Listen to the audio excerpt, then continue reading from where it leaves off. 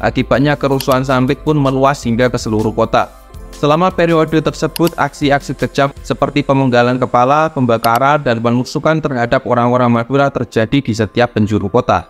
Bahkan aparat kepolisian yang berupaya untuk menghentikan gelombang kekerasan ini tetap tidak mampu untuk mengendalikan situasi yang semakin memanas.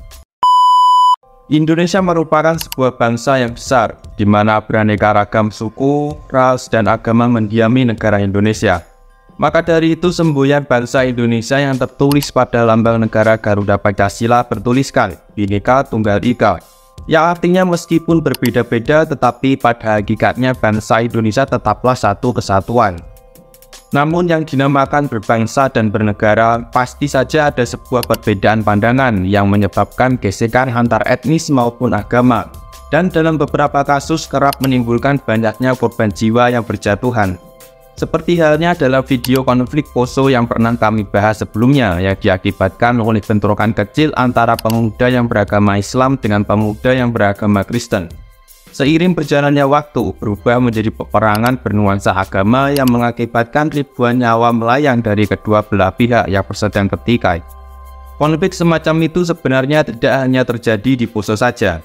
Pada tahun 2001 di Kalimantan Tengah, tepatnya di kota Sampit, pernah terjadi konflik antar etnis yang menewaskan ribuan orang. Dalam konflik tersebut, pihak yang tengah bertikai adalah suku Dayak dengan suku Madura. Video kali ini yang akan kami bahas adalah mengenai bagaimana terjadinya konflik antar etnis yang terjadi di kota Sampit, Kalimantan Tengah, yang mana konflik tersebut menjadi salah satu sejarah kelam antar etnis yang pernah terjadi di Indonesia. Tak perlu berlama-lama, langsung saja kita menuju ke topik pembahasan.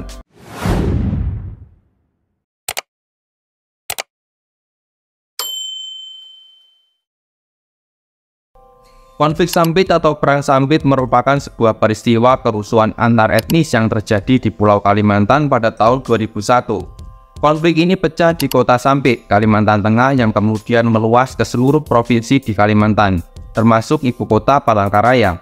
Konflik Sampit terjadi karena adanya perbedaan nilai dan budaya antara suku Dayak dan Madura yang berstatus sebagai pendatang. Ada asumsi bahwa konflik Sampit disebabkan karena kecemburuan orang Dayak kepada orang Madura.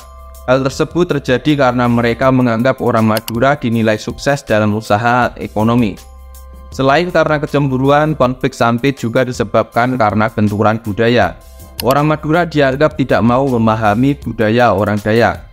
Banyaknya jumlah orang Madura membuat kelompok ini merasa berpengaruh dan menguasai Sampit.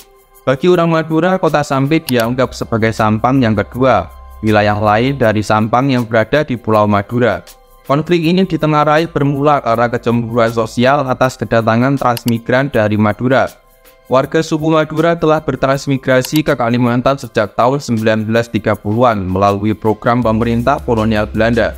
Puncak perpindahan penduduk Madura ke Kalimantan terjadi pada masa Orde Baru melalui program transmigrasi yang dimulai Pelita 1 hingga 6.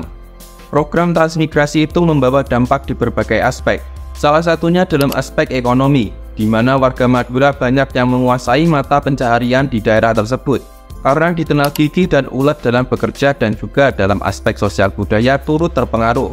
Pasalnya warga Madura kerap membawa budaya asli saat berinteraksi dengan penduduk lokal maupun etnis pendatang lainnya.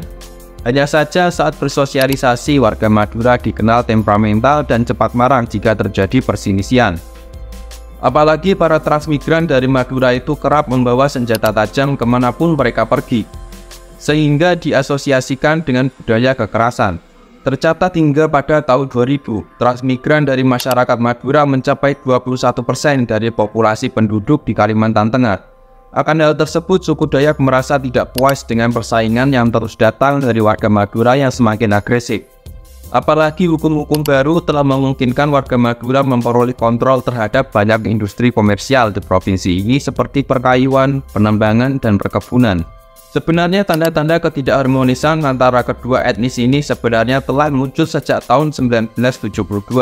Saat itu dikatakan seorang gadis Dayak dikabarkan menjadi korban pemerkosaan oleh orang Madura di Palangkaraya.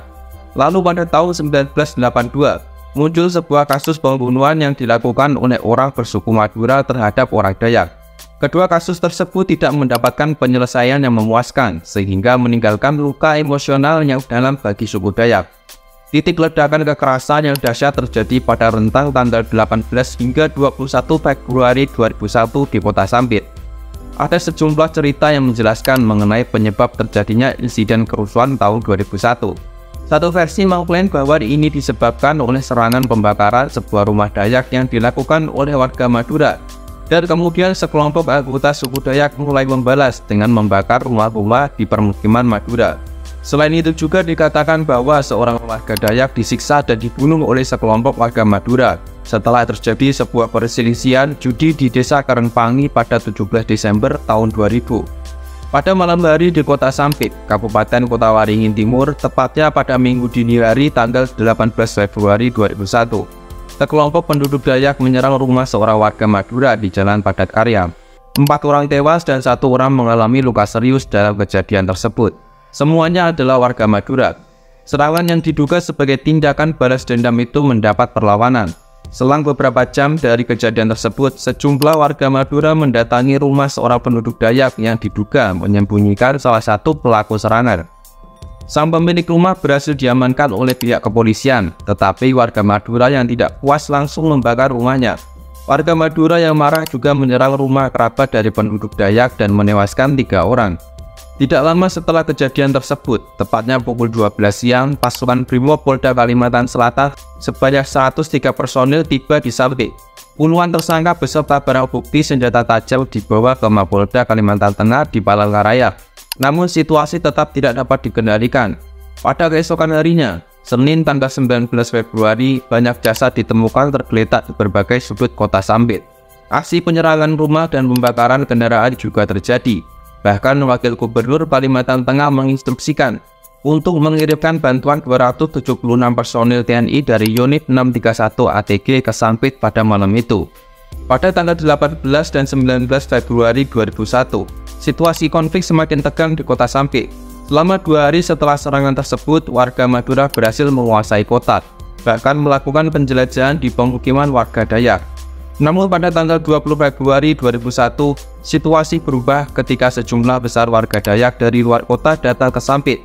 Warga Dayak dari berbagai daerah di sepanjang daerah aliran Sungai Mentaya tiba di Kota Sampit melalui Sungai Mentaya dekat pelabuhan. Ratusan warga Dayak menyusup ke daerah Baamang dan sekitarnya, yang merupakan pusat permukiman warga Madura. Mereka berhasil melawan balik warga Madura yang berkumpul di berbagai titik di Sampit. Akibatnya kerusuhan Sampit pun meluas hingga ke seluruh kota. Selama periode tersebut, aksi-aksi kejam seperti pemenggalan kepala, pembakaran, dan penusukan terhadap orang-orang Madura terjadi di setiap penjuru kota. Bahkan aparat kepolisian yang berupaya untuk menghentikan gelombang kekerasan ini tetap tidak mampu untuk mengendalikan situasi yang semakin memanas. Periode kerusuhan berlangsung hingga tanggal 20 Februari 2001 dan berdampak sangat luas serta mengakibatkan lumpuhnya aktivitas di Kota Sampit. Tragedi ini menjadi luka yang sangat dalam. Tercatat bahwa sekitar 500 orang dari suku Madura tewas dalam peristiwa ini. Adapun lebih dari 100.000 orang Madura terpaksa mengungsi karena adanya serangan pembalasan yang begitu mengerikan. Pemandangan di jalanan Kota Sampit pada saat itu penuh dengan kengerian. Mayat-mayat bergelimpangan, kepala-kepala manusia terputus tertancap di ujung tombak dan bahkan diarak mengelilingi kota. Jalanan basah oleh darah dan tubuh-tubuh yang terhempas. Meskipun begitu, dalam kekacauan tersebut tampak bahwa serangan hanya ditujukan kepada mereka yang melawan dan berusaha melukai orang-orang Dayak. Perlu kalian ketahui bahwa tidak ada perusakan yang ditujukan kepada rumah ibadah agama lain. Dan bahkan suku Madura yang mencari perlindungan di gereja atau masjid tidak mengalami serangan, karena suku Dayak masih menjunjung tinggi nilai leluhurnya. Karena konflik Sampit yang terlalu rumit, maka kasus ini tidak diselesaikan secara hukum. Meski beberapa orang ditangkap polisi karena dianggap sebagai provokator, konflik antar etnis ini banyak diselesaikan secara sosial dan budaya. Dengan melalui rekonsiliasi, kegiatan diskusi, penyuluhan, dan pemahaman adat istiadat kepada kedua belah pihak, muncul 3 kesepakatan alternatif bagi warga Madura yang mengungsi, yaitu yang pertama memilih menetap di Surabaya atau di Sampang Madura, serta mendapatkan pembinaan dari pemerintah. Kemudian yang kedua, warga Madura dianjurkan untuk bermigrasi ke tempat baru selain Kalimantan, yakni ke Sulawesi atau Sumatera. Dan yang ketiga, sebagian warga suku Madura bisa kembali ke Kalimantan Tengah namun dengan syarat sudah memiliki hubungan keluarga atau sudah memiliki pekerjaan tetap sebagai PNS, TNI, Polri, DPR, ataupun pengusaha. Sedangkan bagi warga Madura yang pengangguran, preman, dan pekerjaan tak jelas lainnya dilarang untuk kembali ke Kalimantan Tengah. Dan proses kembali harus secara bertahap dan tidak langsung dalam jumlah yang besar.